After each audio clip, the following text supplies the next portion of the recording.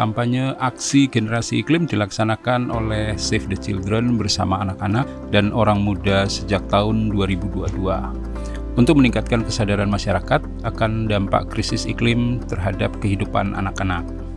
Pada tahun ketiga, Save the Children bekerjasama dengan IDEP Foundation untuk memfasilitasi kampanye di Bali yang dipimpin oleh Child Campaigner Bali beranggotakan anak-anak dan orang muda.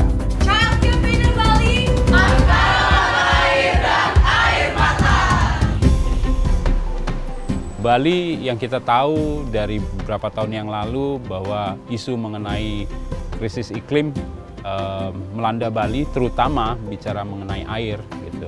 Air itu sudah terjadi dari sebelumnya. Dengan masifnya pembangunan infrastruktur di Bali mengakibatkan kebutuhan air saat ini di Bali itu menjadi topik yang cukup serius karena banyak eksploitasi yang terjadi dengan menggunakan sumur bor dan dengan kebutuhan yang cukup banyak, maka ini mengkhawatirkan kondisi Bali saat ini. Ini juga berdasarkan atas hasil penelitian Yayasan IDEP bersama dengan Politeknik Negeri Bali di tahun 2018 bahwa Bali akan dimungkinkan nanti di tahun 2030 ke depan akan terjadi krisis air yang cukup tinggi gitu.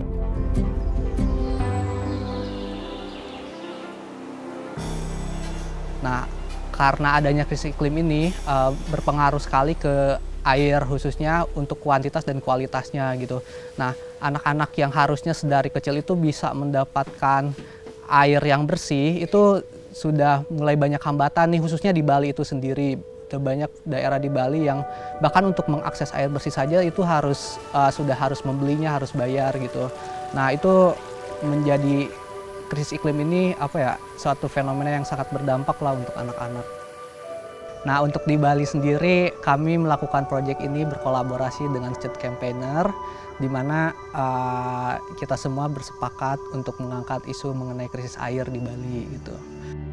Secara sederhana, Child Campaigner Bali ini dia punya 3 aktivitas, yaitu advokasi, kampanye, dan aksi nyata. Nah, kami berupaya mendukung 3 hal tersebut.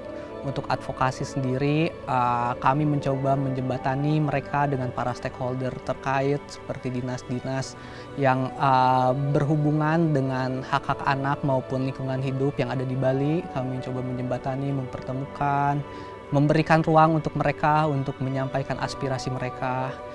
Nah, ketika kami bergabung dan memulai proyek ini, teman-teman Child Campaigner Bali sudah memiliki draft dari paket kampanye publik yang akan mereka lakukan. Kegiatannya itu sangat beragam ya.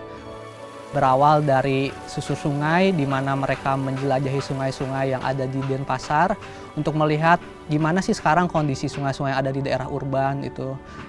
Saya rasa mereka mendapatkan banyak hal ya dari perjalanan tersebut.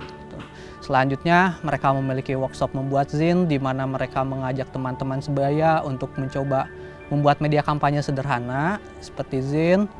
Setelah itu mereka melakukan kunjungan kepada teman-teman sebaya mereka yang sudah melakukan aksi konservasi air ada di salah satu sekolah di Tabanan.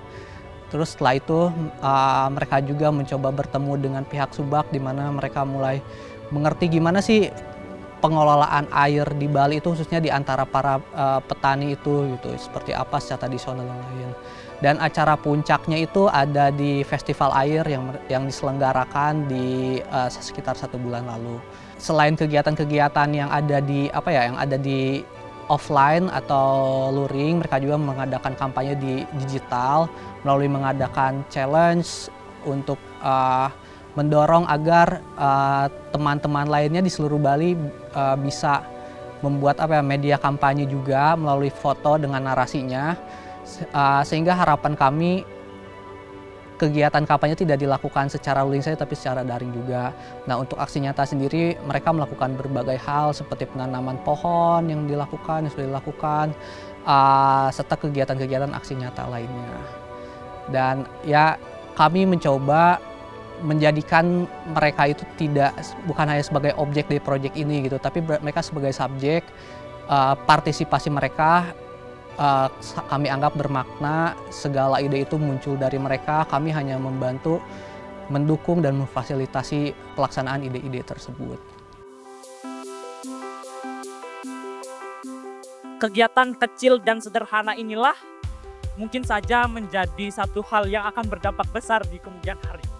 Mungkin saja ini adalah awal kita untuk membuat keadilan terhadap generasi berikutnya yang mungkin belum saja mendapatkan sungai, belum pernah melihat sungai yang bersih, belum pernah melihat laut yang bersih, tapi kita pernah melihatnya. Aku ingin kita juga bisa mewariskan itu kepada yang lain. Sebelumnya saya masih menganggap krisis iklim itu adalah sebuah mitos sebenarnya. Sengaja gitu diciptakan untuk membuat kita nggak fokus pada mempertumbuhkan ekonomi, fokus pada pendidikan, tapi fokus ke krisis iklim gitu. Itu asumsi saya dulu, tapi setelah saya lihat-lihat ternyata wah, kalau kita memang beda cara ngelihatnya, ya ini memang benar-benar masalah. Dan saya banyak melihat video-video juga yang mengatakan bahwa ya nggak perlu ngerasain dulu baru bergerak.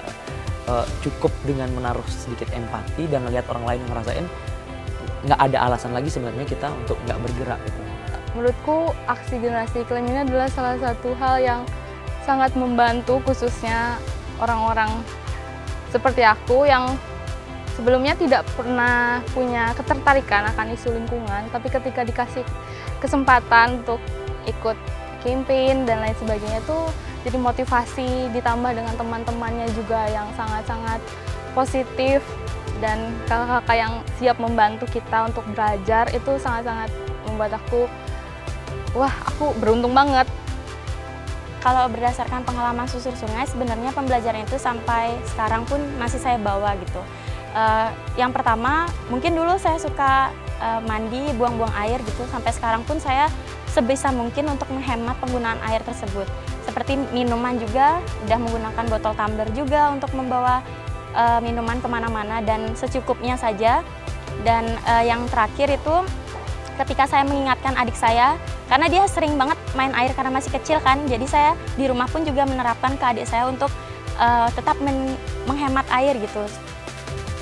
Untuk kedepannya kalau mood saya terkait proyek ini, saya tertarik sih kalau misalnya membuat atau mendampingi Youth Campaigner Bali ini agar dia bisa menjadi lebih besar lagi, baik secara kuantitas anggota maupun secara cakupan wilayah aksi gitu. Kalau kemarin mungkin kita masih berfokus kayak di Denpasar dan sekitarnya, mungkin kedepannya bisa lebih besar lagi nih dan lebih banyak mencakup daerah di Bali. Saya harap bisa seperti itu, karena saya melihat aksi-aksi yang mereka lakukan itu merupakan aksi baik, di mana mereka saling menularkan hal baik, bisa kita sebut virus kesadaran bahwa dunia yang kita tempati itu sedang tidak baik-baik saja gitu. Sehingga saya harap hal itu bisa lebih luas lagi.